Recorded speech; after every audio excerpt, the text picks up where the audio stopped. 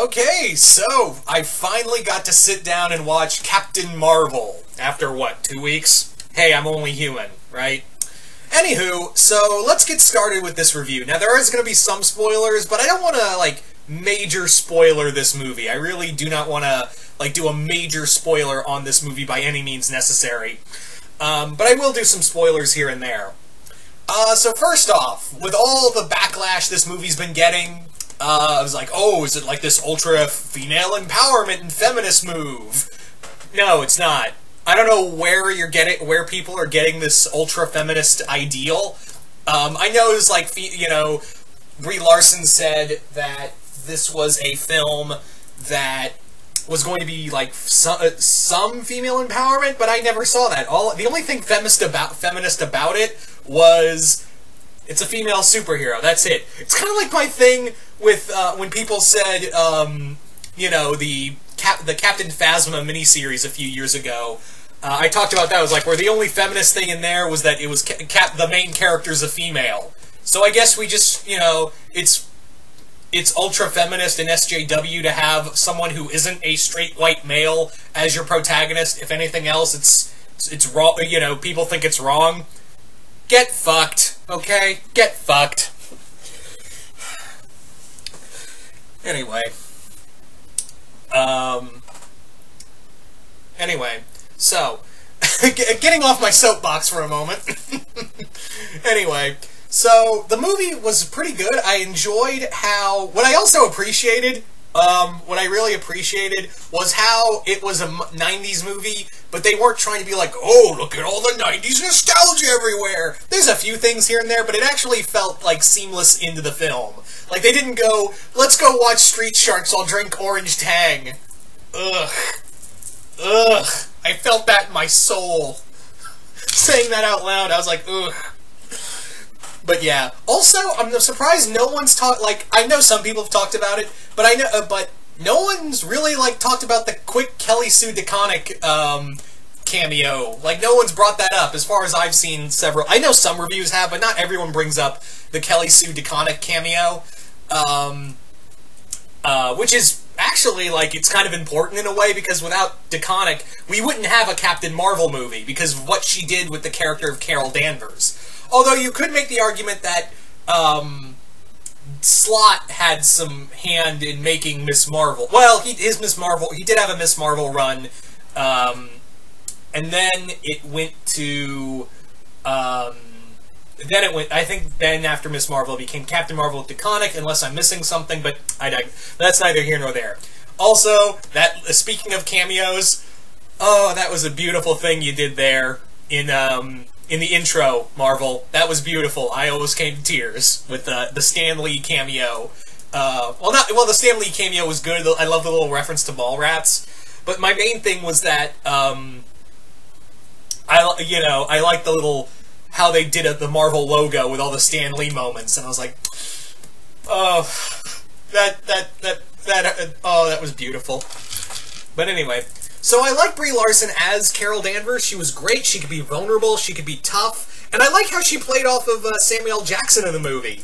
I like the chemistry between Jackson and Larson in here, which is funny because they played off of each other, sort of, in Kong Skull Island, which I totally forgot about until I was, on the ride home. I was like, oh yeah, Jackson and Larson were together with Tom Hiddleston in Kong Skull Island. How the fuck did I forget that?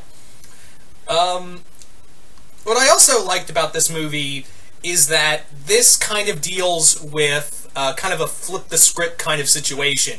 And they actually do it pretty well. I will give it credit. My favorite actor, Brie Larson was really good in here, but I think the true MVP in this film is Ben Mendelsohn. Ben Mendelsohn is the Skrull Talos. What they do with Talos is pretty interesting, and I know it goes against what we know of with Skrulls as characters, but I was like, you know what? It's another universe. I'm fine with it. I don't mind. Same with what they did with Marvel in this movie. I was like, you know what? It's another universe. It's not the comics. I don't need. Sometimes it doesn't need to be 100% with the Marvel comics. So, you know what? I'm gonna let it slide. And Although I will admit that it does kind of put a damper on those kind of wanting a Secret Invasion movie. So, not to go into too deep. So, for those of you wanting a Secret Invasion movie, I'm not saying we should rule it out. All I'm saying is that maybe we're probably not going to get it, at least in the capacity or sense that we that we have with of how we perceive that idea for that film would be. I don't think I made any sense in that whole incoherent rambling. I really don't. So the movie has some pretty good action.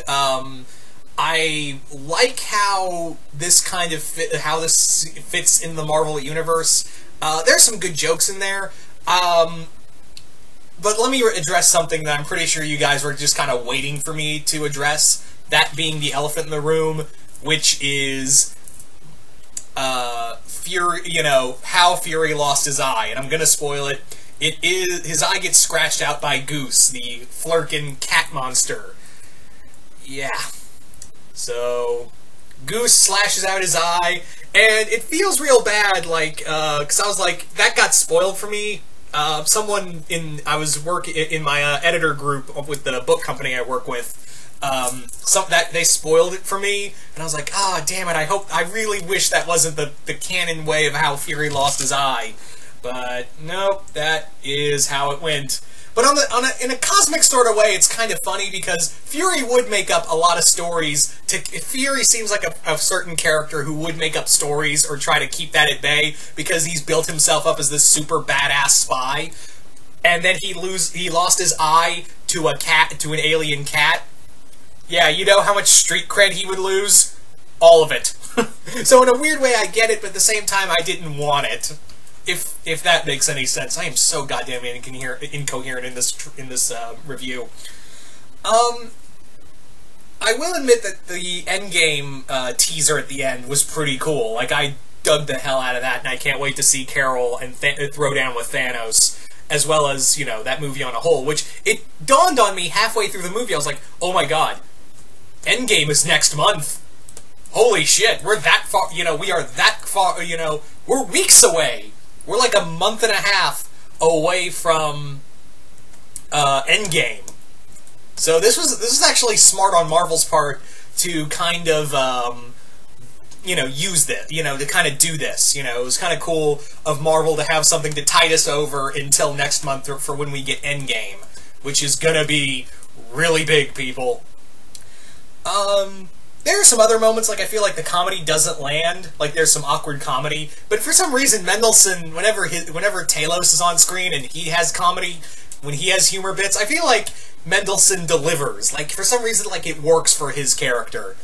Like, how he plays it up. And maybe because Mendelsohn is actually, like, he has known to be a funny person.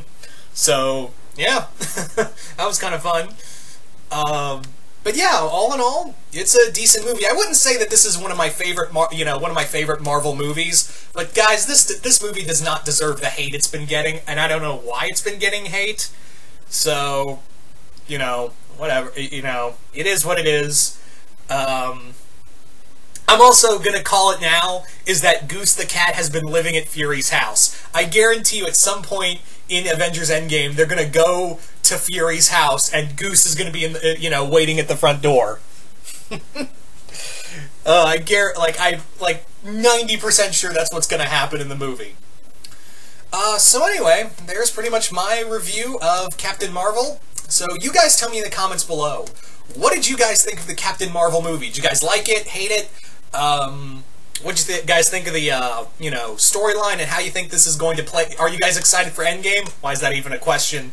Of course you're excited for Endgame. We're all excited for Endgame, and this just was like a nice little tide over for a couple more weeks. So anyway, hope you all enjoyed this, and I will see you guys later.